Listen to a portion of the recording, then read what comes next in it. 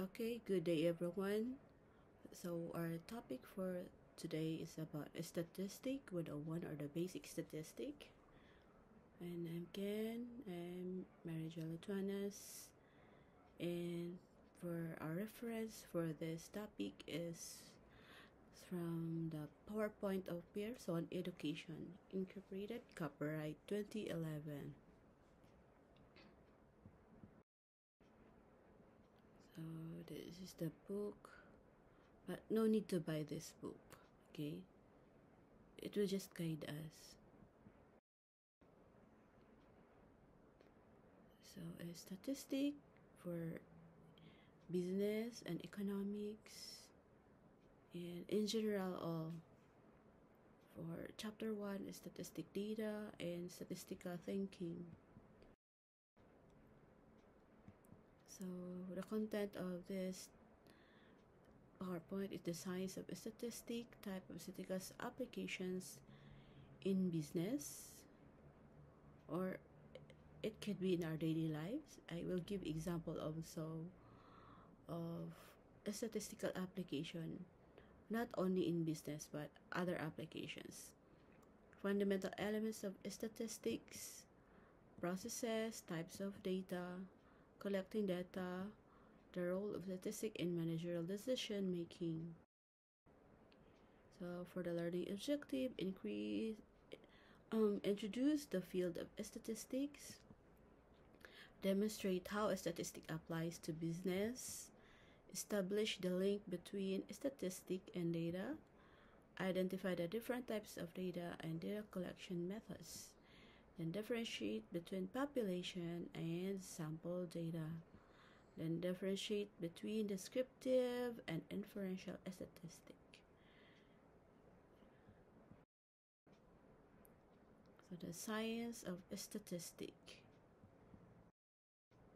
So what is statistic? So it is about collecting data, like you're doing survey for example for students, how many students from educations, how many students from other courses.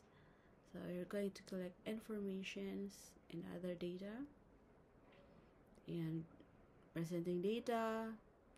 So from there you're going to present your data by charts and tables, then characterization of the data, like you're going to get the average, the mean, or the average is the same, the mode, the median. So you're going to do a data analysis. Why? What are reason behind? And from there, you're going to do a decision making based on the analysis, statistical analysis of the data. So what is statistic? It is a science of data. It involves collecting, classifying, summarizing, organizing, analyzing, and interpreting numerical information. So the statistic is very important in our daily lives, specifically in you doing a research or you're doing some business, or you to increase your profit. You're going to analyze which part of the business need more marketing strategies, like that, and so on. But basically for other courses like in educations, statistic is very important when you're doing research, maybe when you were fourth year, so you're going to do thesis. So statistic is very important. The type of statistical application in business. So as I mentioned earlier, the applications in economics, forecasting, demographics, engineering, construction and materials, sports, individual and team performance, business, consumer preferences, and financial trend. So these are different application areas. So for example, in business, for accounting students, so what are the consumer preferences? So what are the consumer, when you say what are the in demand, so from there, what are the demand of the consumer, the customer? Because of your statistical analysis, you can offer something new to them, and of course, it's income generating. So, and for education, so usually it's more on demographics. For example, for elementary education, what are the on your thesis, for example, what are the in elementary students, how many boys are girls, and what affects their learning process, what are the factors that affect the learning process, and so on.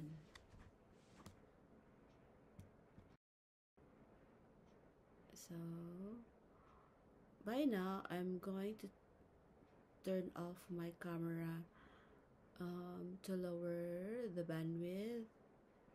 Okay. Okay. Oh, ayaw niya mag-off. Hayaan mo na. So, there are two processes: describing sets of data and drawing conclusions. So, you need to describe, you have a sets of data. So, for example, you're going to get analysis of what are the most in demand, for example, in the elementary students, what are the factors that affects learning? So there are different factors that affects learning. So for example, is it their especially in public school, is it their, are they eating, for example, are they eating breakfast before going to school for morning sessions? Because eating in the morning affects their learning. We know that kung gutom ang bata, of course, hindi magpa-function ang kanyang brain. So, what are some other factors, like for example. So, from there, you have sets of informations, you have sets of data. So, you're going to compare. So, the habit of eating breakfast and their performance in the school. So you have all the sets of data. So from there, you can draw a conclusion. You can make a statement. So you can generate a conclusion from that data that you have gathered. And there are two kinds of statistic: the descriptive statistic and inferential statistic. So let's discuss first the descriptive statistics. So when you say descriptive statistics, it involves collecting data, presenting data, characterizing data. So for example, so if you have this quarter 1, quarter 2, quarter 3, and quarter 4, this is your income for quarter 1, quarter 2. So what is your average income in a year? So X bar here, meaning your mean or average. Anyway, we're going to have a problem just like this para mas ma-visualize niyo how it come up with that value. And then purpose of the data, you're going to describe your data. What is the purpose? So of course, the purpose of that one is for you to compare. For example, in this graph, anong quarter is more income? So higher income. So yeah, so quarter 3 is likely to Y. So you can explain further why is there higher income? Quarter 3, is it madaming bonus or like that one, or naka-sale kaya malaki ang income? So there are a lot of factors that affect the income of a business. So inferential statistic is used from the word inferential, conclusive. So it involved estimation, hypothesis testing. Yeah, so from there, you're going to certain population, you're going to estimate. From there, you can do a hypothesis, sorry, and then test your hypothesis. So from there, you can gather a conclusion from your study. So make decisions about population characteristics. Yan. So fundamentals, elements of statistic. So the first one, experimental unit. So object upon which we collect data. So when you say data, again, facts or information that is relevant or appropriate to the decision maker. Okay, so when you say population, all items of interest, the totality of objects under consideration. So for example, an elementary student, the population of elementary student, that your subject of interest are the elementary students in public school morning session. So that will be your because items of interest or the populations. Variable, characteristic of an individual experimental unit. So variable. So what are the factors, the characteristic of an individual in experimental unit? So when you say experimental, so let's say for example in elementary student, you're going to have a feeding program. Your experimental unit is those walang feeding tsaka yung may feeding program. So kung you're going to do experiment, pag may feeding program ba, nag-i-excel ang student kasi busog. Pag walang feeding program, what are their performance? So you're going to have an experiment. So what is the variable there? So the variable there, for example, in the feeding program is there may laman ba ang tiyan? Busog ba sila or hindi? So that's one of the variable. No? So if that is one of the factor or the variable that you have varied. Okay, so sample, subset of the units of population. So when you say sample, a portion of population that is selected for analysis. So for example, when you say elementary students in public school, so ang daming populations. For example, they have 10 sections, tapos 30 sections, so 300. So when you say sample, kukuha ka lang ng number of students. So for example, 10 sections. So every section, kukuha ka lang ng 10 students. So meron kang 100 instead of 300. So your sample there is the 10 students per section. So instead of 300, kukunin mo lahat. So yan, mag-experiment ka sa 300 elementary grade 1 student.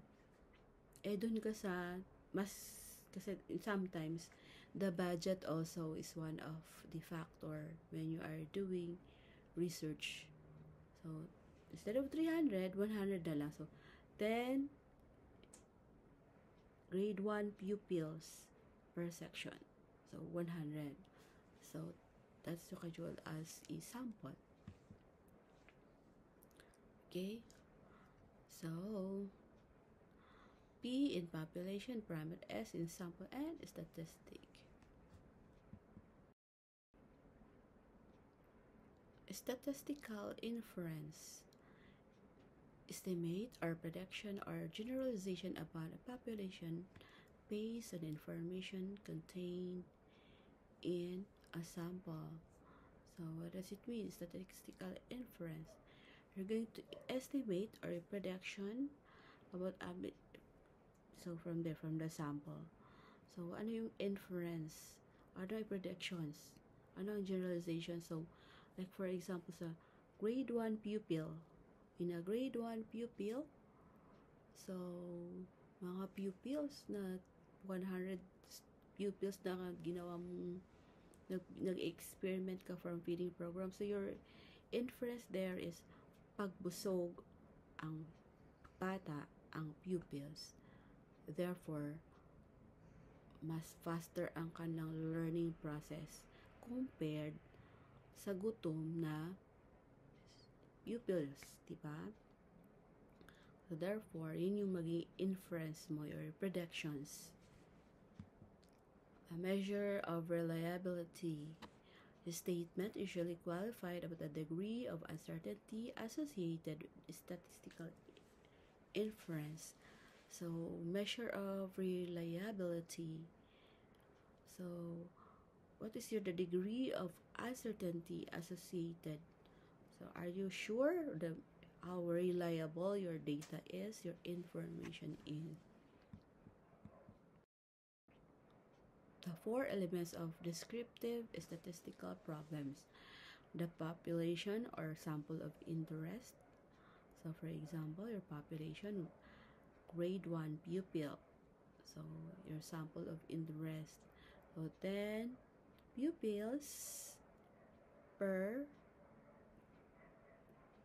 section. So, mga pupils, no? Okay. Then, 1 or more variables. Characteristic of the population or samples are to be investigated. So, what is your variable? So, your learning. So, their how they can grasp into the topic or the learning, to their learning say capability. So, how far they can grasp in the lesson. How can they grasp in faster pagbusog as compared sa walang laman ang tiyan. Tables, graphs, or numerical summary tools. So, yes, you're going to, from there, you have your gathered information. So, you can now illustrate the data that you have gathered. Identification of patterns in the data. So, from there, after you have data, you're going now to present a table or graph. So, ma-identify mo na. So, ano yung trend? Is it because they are busog, they have fast learner? Ang gutom ay medyo slow learner? So, you can now identify the patterns. Okay. So, population of interest, and measure of reliability. Okay. I'll wait for a while. I need to go back. Okay. Anyway. So, 5 elements of inferential statistical problems. So, the population of interest, for example, for, again, grade 1 pupils. So, yun yung maging population of interest. So, variable. So, yun yung learning process. Are they fast learner? If busog or gutom. Yeah, so sample population units, sample populations. Then, sections, 30 students. So, you're going to choose 10 pupils or students per section. So, that's example of population units. So, inference about the populations based on information contained in the sample. So, what is your inference? What is your conclusion? So, in your statement there is that when the students are hungry, they are slow learner. When the students are busog, they are fast learner. And then the measure of reliability.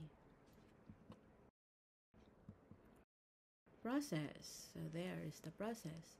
A series of actions or operations that transforms inputs to outputs. A process produces or generates outputs over time.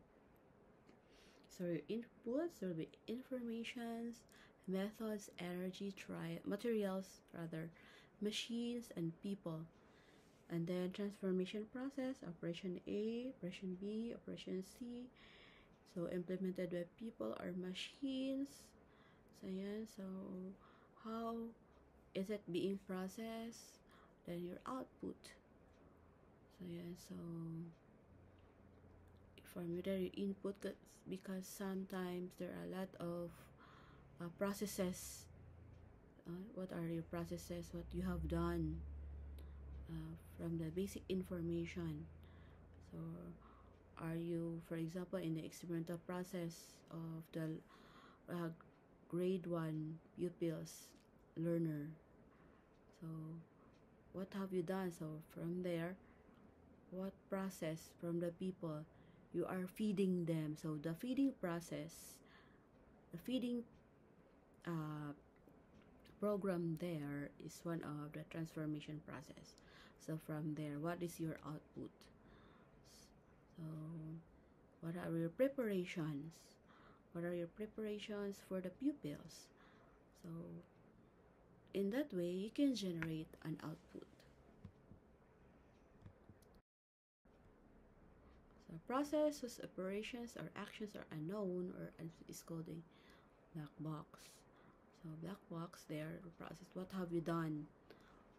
The people, the pupils, what have you done? Uh, does, for example, are you early in the morning? So one of the factors is the time. What time mo siya nag-feeding program? What you have feed? Is it a heavy meal or a light meal? So it's one of the factors that is a part of the process when you're doing a investigative study. So any set of output objects or numbers produced by a process is called a sample. So what are the types of data? So the first one is the quantitative data, are measurements that are recorded on naturally occurring numerical.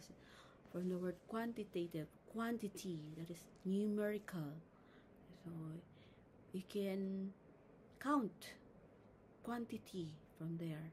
When you say qualitative, it cannot be measured or numerically scaled, but they can categorize them. Like for example, for the grade 1 again, grade 1 pupils, so quantitative. So what are example of data you can gather? So from the tests, their test score. So yan, kasi you can quantify their test score. So yan. So you see qualitative data, so you cannot count it, but like is it quality? Are they healthy or are they active when they are have a feeding program? So when they are eating properly, are they active? Are active, alive, enthusiastic? So parang kanta na siya. So yeah, so that is example of qualitative data. So you can observe from them. So are these pupils that are undergo feeding program have an active participation in class? Are they enthusiastic? So that's an example of qualitative data. So yeah, so qualitative, quantitative. So yan. So these are examples. But I already give example with the grade 1 pupils, no? Grade 1 pupils. Okay. Example of qualitative, again. Pag say quantitative, they score their performance in the quiz, in the test. You can quantify. Qualitative, what are their attitude? What are their learning characteristic? Are they alert? Are they alive? Are they enthusiastic? So that's an example of qualitative data. Okay, so next one is collecting data. So obtaining data from published source.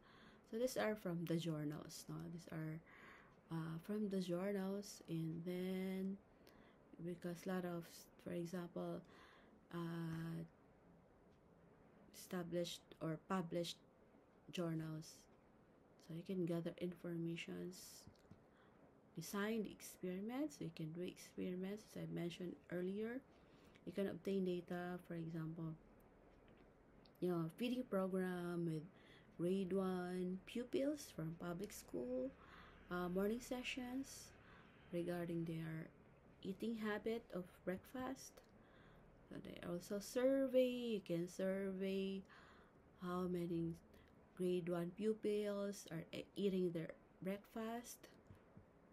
And you can also observe by observations. So observationally, you can observe. So it's more on qualitative, how they participate in the class when they are not eating breakfast or eating breakfast when you have a feeding program, or those who are not also included in the feeding program. Ayan, so as mentioned earlier, you can publish book journal, newspaper website, researcher expert strict control over units, survey, group of people, and their responses are recorded. So this is what I mentioned earlier. So samples. So these samples are representative sample exhibit characteristic typical of this those possessed by population of interest. Like for example, so those again 10 students or 10 pupils per section from grade 1. So could be a representative sample of the section. So 10 pupils, selected 10 pupils will participate in the research. So yan, and they should exhibit the characteristic. And you see a random sample. So in experimental units is a sample selected by population in such a way that every different sample of size n has an equal chance of selection. So from the word random, so parang random sampling, we're going to randomize. Yan. Every sample of size n has an equal chance of selection. So there is a chance na pwede kang mapili, no? Kasi randomized, hindi siya siniselect. So by random sampling, yung minsan pag yun sa random sampling para walang bias, no? Yung sometimes nag-draw lots yung teacher. Ayan. Kaya parang sulat yung name, tapos bunot-bunot, no? Kasi random sampling. So, kung sino yung mabunot, so, yun yung maging kasama sa sinasabi natin, for example, na grade 1 pupils na kasama sa feeding program na experimental unit, no, with the observations on how they perform when they are undergo feeding program and kumain ng breakfast sa compare doon sa hindi kumakain, walang laman ang tiyan. Ayan. The role of statistic and managerial or decision making. So this one is more on the business statistic. So statistical thinking involves applying rational thought and the science of statistics to critically assess data and inferences.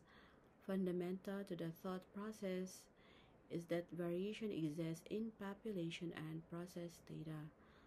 So statistical thinking, so there is a thought, there's this reason behind so why you are doing this statistical research analysis, what conclusion you can arrive. So what are the processes it may undergo, and can the random samplings, as you have mentioned earlier, and then the non-random sample errors.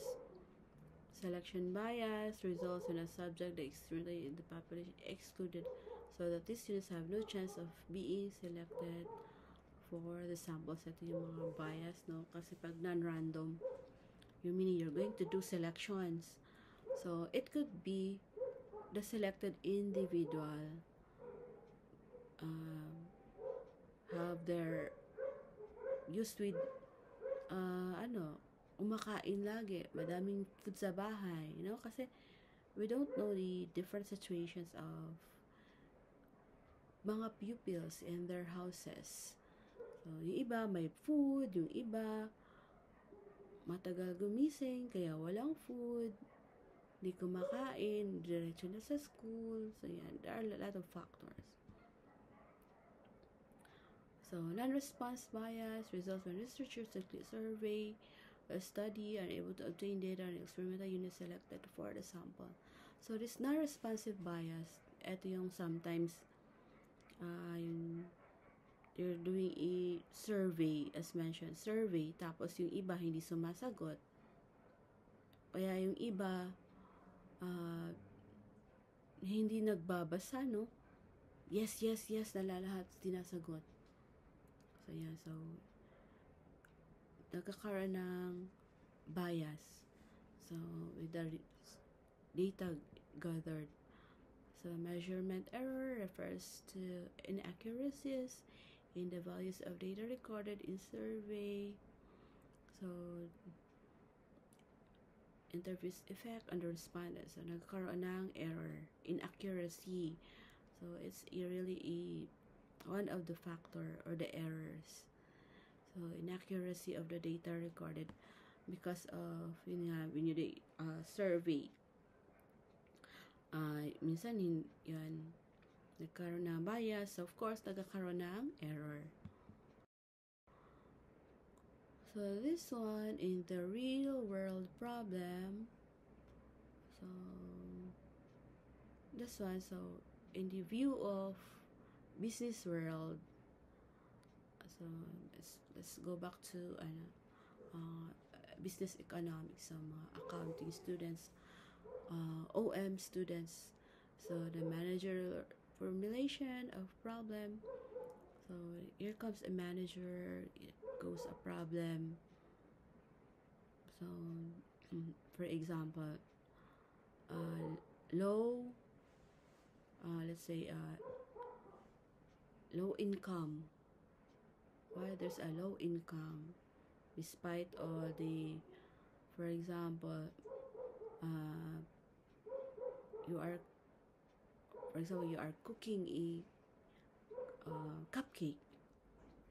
So you have a cupcake. You have this cupcake. So masarap ang cupcake.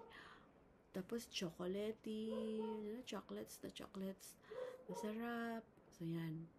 So but then you are questioning yourself, bakit hindi nauubos? Affordable naman, mura. So yeah, so that's one of the, for example, real world problem. So you're, for example, just a very basic problem. So you're going to do a statistical formulation or question. So after your survey or formulation of question is, you have gathered information that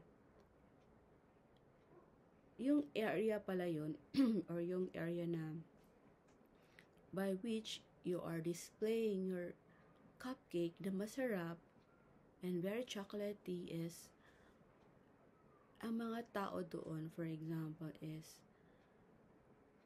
merong diabetes. So of course, so it's not enticing in their taste, in their eyes, to buy those very sweet, chocolatey, and yummy cupcake kasi meron silang diabetes. They are diabetic. So, from there, you can realize na kaya pala. So, saang setup possible na ganyan? Sa mga hospitals, right? So, yan. So, you are selling those very yummy and you're selling that one inside the hospitals. Of course, hindi yan enticing sa eyes ng mga patient. No?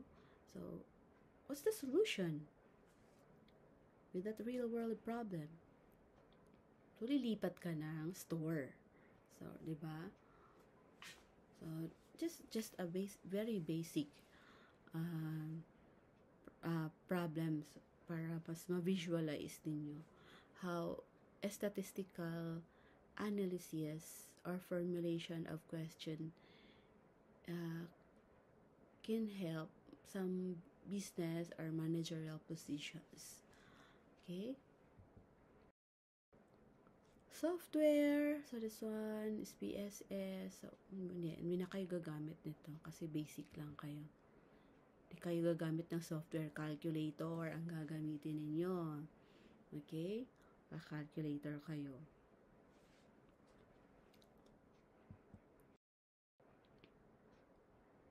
So, this one is already, I think this is already part of the review. Key ideas. Ayan. Ano na ito? Parang summary of the lesson.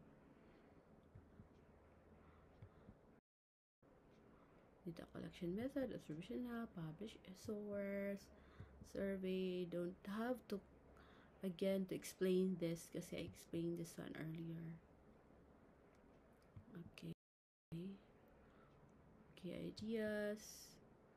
Problem did not run on, selection bias, non-response by measurement error. Okay.